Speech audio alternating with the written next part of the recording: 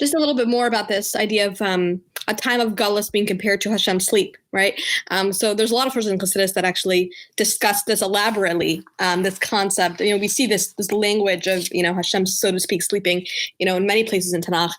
And first of all, there's this idea that Hashem, our actions, Hashem behaves towards us in a way that's reflective of the way we behave towards him, right? So our actions, when we behave in a way that's, so to speak, asleep, right? When we're, the way we conduct ourselves in our relationship with Hashem is not, fully awake and fully present, then Hashem sort of responds by him also, so to speak, being asleep. And that's sort of what a time of galus is.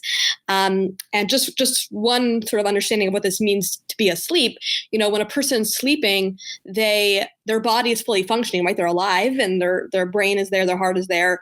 And in a way, their thoughts are also still functioning, right? Like when you dream, you're having dreams that are very much associated with what's happening to you in real life, right? And you can even like come up with ideas in your dreams or have emotions, or like all of your sort of emotional, intellectual capacities are all present and there and functioning in a way.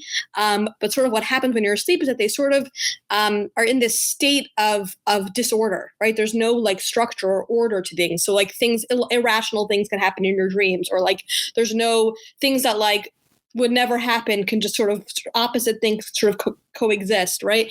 There's no sort of structure and order and like logical sequence when you're sleeping, but even though everything's still present in there. So that's sort of the idea here, is that in a time of galus, it's like Hashem is there, Hashem is present, Hashem is conducting the world, but there's sort of this state of disorder, right? Which is why bad things can happen to good people, good things can happen to bad people, right? Like there almost seems to be this lack of, appropriate, like the world doesn't seem to be conducted in an orderly, appropriate fashion, right? The way we would expect things to go, right? That's sort of like the idea of what galus is about. But what's also interesting is that in some Amarim, it talks about how there although this is sort of a negative thing we're saying about a time of galus, right? The time when we're in a state of sleep, and Hashem is, so to speak, in a state of sleep, which seems to be this negative thing. There's also an advantage of when a person's sleeping.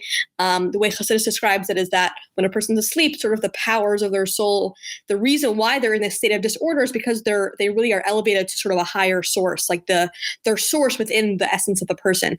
And so in a way, there's sort of this like power that exists when the person's asleep, but doesn't exist when they're awake, which sort of is represented in the idea that when you dream, right, like things that can never happen, right, super rational things that can never happen in real life can happen in your dream, right, and that's sort of represented in the idea that in a time of galus, although it is this, we're normally we describe it as a negative thing, there's also this ability for much more powerful expressions of our relationship with Hashem to come out, right, both in terms of the way we behave towards Hashem. We have this power of Mesiras Nefesh that can come out when we're in a time of galus, and also, the way Hashem relates to us. There's this very intense, essential relationship that's expressed during that time.